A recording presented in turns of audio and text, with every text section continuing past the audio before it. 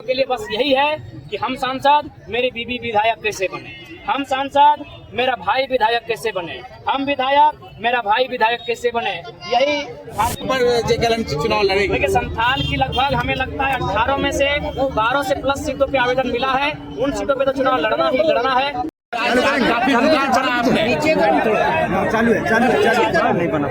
चालू है चुनावी मूड में आने के बाद पहली बार जरमुंडी की विधानसभा बाबा नगरी के किनारे आए हैं।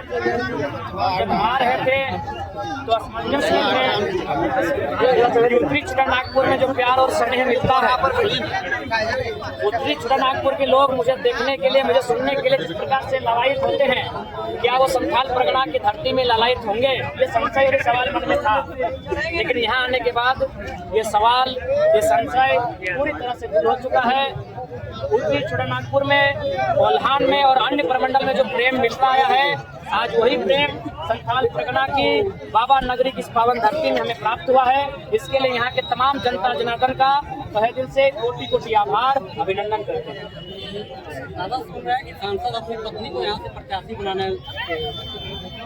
जी संभव है, क्योंकि झारखंड की पॉलिटिक्स में अब शिक्षा मुद्दा नहीं रहा, झारखंड की पॉलिटिक्स में रोजगार, स्वास्थ्य, विस्थापन, पलायन मुद्दा नहीं रहा, पेपर लीक, गड़बड़ी, बढ़िया परीक्षा ये मुद्दा नहीं रहा। अब झारखंड के नेताओं के लिए बस यही है कि हम सांसद मेरी बीबी विधायक कैसे बने, हम सांसद मेरा भाई विधायक कैसे बने, हम विधायक मेरा भाई विधायक कैसे बने, यही झारखंड के राजनेताओं का चरित्र है। और इस चरित्र से झारखंड की जनता जब तक बचेगी नहीं, झारखंड बचेगा। अगर आप चुनकर आते तो सबसे पहला कार्य क्या करें? देखिए झारखंड, अगर हम लोग चुन के आते हैं तो झारखंड उसके नाम में चुका है। सबसे पहले जो झारखंड की जमीन संबंधित कानून है, तमाम जो सीओ हैं, उन सीओ को हम लोग एक आदेश जारी करेंगे, सीओ हाजिर हो। और अगर कोई सीओ एक अंचल में अगर 365 दिन काम करता है तो 120 दिन उसे गांव में जाना होगा और गांव में जो सबसे बड़ी समस्या है जमीन को लेकर, उस समस्या का निदान करना। संथाल के कितने सीटों पर चुनाव लड़ेंगे? देखिए संथाल की लगभग हमें लगता है 18 में से 12 से प्लस सीटों पे आवेदन मिला है। उन सीटों पे तो चुनाव लड़ना ही लड़ना है। उसके अलावा बाकी सीटों पे अगर कोई प्रत्याशी दिखेंगे तो हम लोग चुनाव लड़ेंगे। योजना के साथ गोगो योजना आ गया। देखिए केवल एक चुनावी एजेंडा है। अब हमारी माएँ, हमारी गोगो अब इतनी बेवकूफ नहीं रही कि चुनाव के समय इन झांसों में आएगी। उन्हें मालूम है 5 साल ये केवल ठगने का काम करते हैं, 5 साल बेरोजगारी चरम पे होती है, 5 साल पलायन की मात्रा बढ़ती है, विस्थापन का दर्द झेलते हैं और बस चुनाव से ठीक पहले गोगो योजना, महिला सम्मान योजना, ये केवल और केवल एक चुनावी स्टंट है, एक चुनावी ढकोसला है। इससे झारखंड की मैया अब कहीं न कहीं नहीं फंसेगी। भैया किसी विश्लेषक कह रहे हैं कि किंग मेकर आप हो सकते, अगर होंगे तो क्या किसके समर्थन में रहेंगे अगर ऐसा होता है? लेकिन सबसे पहले तमाम विश्लेषकों का धन्यवाद।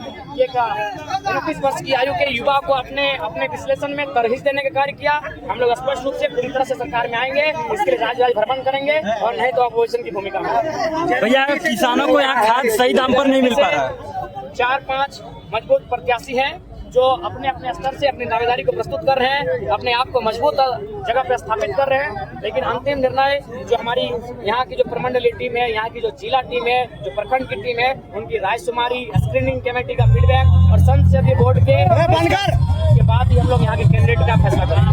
सर, अब तक कितने प्रत्याशी की घोषित कर चुके हैं?